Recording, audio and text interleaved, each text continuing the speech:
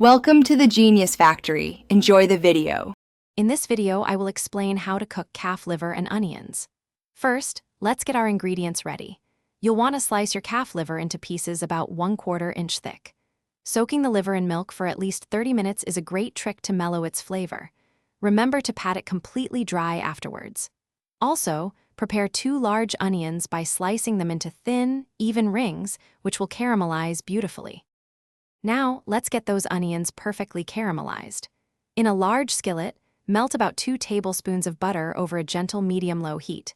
Add your thinly sliced onions and let them cook slowly for about 15 to 20 minutes. Stir them occasionally until they transform into a beautiful, deep golden brown color and become wonderfully sweet. A little pinch of salt and freshly ground black pepper will enhance their flavor. Next, we'll cook the star of our dish, the calf liver. Lightly dredge each dried liver slice in a bit of seasoned all-purpose flour.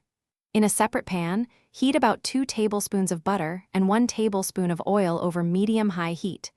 Sear the liver for just 2 to 3 minutes on each side until it's nicely browned. It's crucial not to overcook it. The liver should still be slightly pink in the center for the best texture. Finally, let's bring it all together for a delicious meal.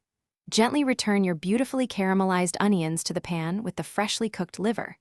To create a lovely sauce, deglaze the pan with about 1/4 cup of beef broth or a splash of red wine, scraping up any flavorful bits.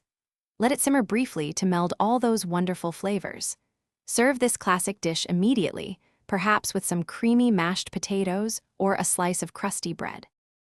Thanks for watching. If you found this helpful, don't forget to like and subscribe.